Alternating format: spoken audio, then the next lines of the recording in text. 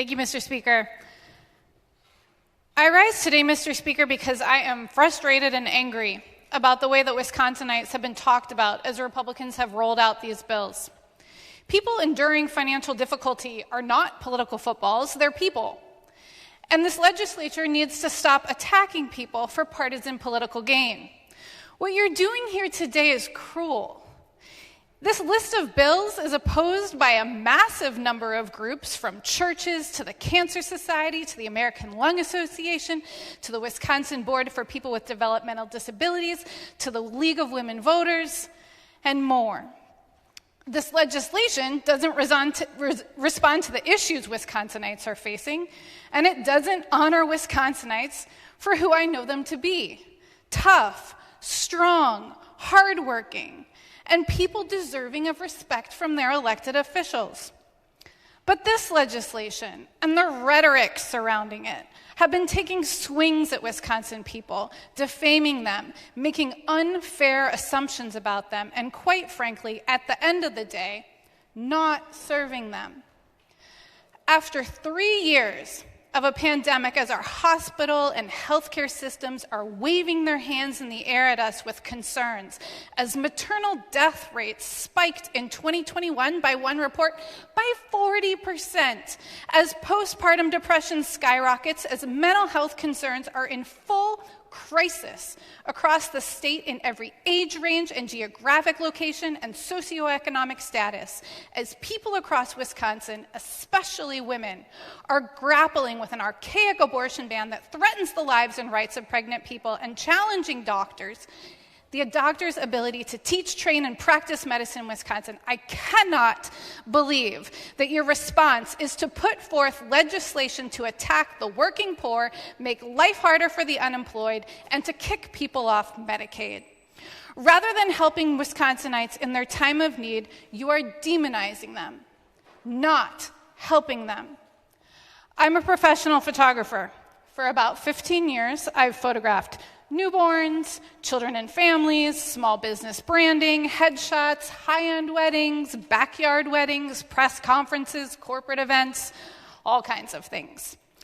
And another side of my life as a photographer was work I did in the nonprofit community. Local nonprofits combating homelessness, food insecurity, moms battling addiction, and more. I spent many years photographing people at one particular food kitchen, long enough to know what normal was and what it wasn't. I photographed their fundraising calendar, and I got to know people there pretty well over the years. And one year, normal changed. I will never forget going in to see who was in line, to look and see who might be willing to be photographed, and noticing how many people had work tags around their necks. It got to me fairly quickly, like right in the gut. It was a change. More and more people needed assistance, even after finding work. Wages aren't high enough. Food insecurity and the need for health care growing amongst working people. What I want to convey to you today is that people who need help don't just need help because they're not working.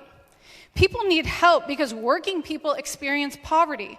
And this insinuation from the Republicans, Mr. Speaker, that people need to get to work is a terribly mean attack on working people. And I really do wonder, what do you go back to your districts and say to your constituents about this legislation and the rhetoric surrounding it? Do you look at the people doing everything they can to barely make ends meet and criticize them? What do you say? Do you say to their faces what you say on this floor? The world is hard. There are a number of reasons people need Medicaid and unemployment assistance, and we have a state that deserves elected officials who are willing to rise above partisan political games and demeaning rhetoric and put forth real solutions. Democrats are here today with a very clear vision for how to increase the workforce, expand childcare, We know that access to affordable childcare is a hurdle to entering the workforce. We know that women disproportionately are affected by lack of access to childcare. We know that during the pandemic, disproportionately, women left the workforce due to lack of childcare. We know that women face the hurdle of unaffordable childcare, and we know we could remove that hurdle as a legislature. We could support access to affordable childcare and expand the workforce. I've heard from people in my district. Here's 5 people from my district. The high cost of childcare has forced way too many parents, often mothers, out of the workforce. Childcare funding affects everyone. Why not invest in something that touches so many facets of life? Childcare counts funding is important for my business to stay open and to keep employees. Childcare counts funding is critical to our childcare program staying open and continuing to provide high-quality care to our community. And childcare counts funding is important because it provides mothers the opportunity to go to work. Expand childcare and expand the workforce. I'll close with this. The Republican message today is an attack on workers and an attack on Wisconsinites. And I stand here today rejecting that message. What you are saying today isn't true. What's true is people want to work. They want to work.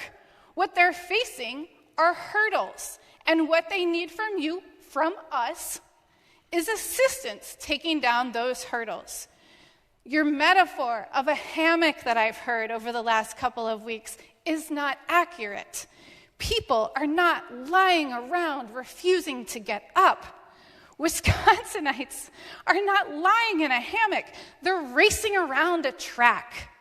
They're racing and racing and racing and trying to keep up. But the game got harder, and we're not just running anymore. There's hurdles on the track now. Life is hard, it's expensive, it's fast-paced, it's active, it's exhausting. And it's harder than when many of us were parents of young children. It's changed. It's expensive. Housing, transportation, childcare. It's much harder. There are hurdles many of us here did not experience. Frankly, I did. I know what it's like to be able to afford only 2 days of childcare, not more. And then I would have to work from 10 p.m. to 2 a.m., and every nap time, and every random hour I could piece together, and evenings and weekends. I know, I get it. Life is a race with so many hurdles. People are not in a hammock. They are on a track, and now there are giant hurdles on the track, and they can't clear the hurdles.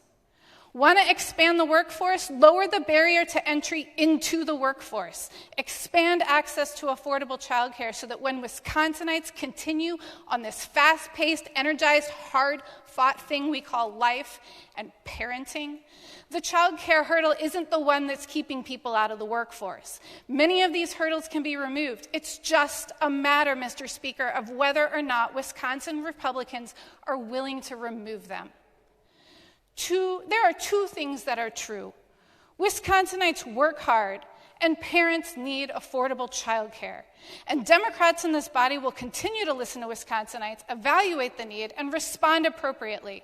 In this case, that means not attacking the very people we swore to serve, and instead hearing them when they tell us that in order to expand the workforce, we need affordable childcare. It is time for Wisconsin Republicans to show up on this floor ready to expand affordable childcare, and in that, expand the workforce. Wisconsin deserves a legislature that works for them.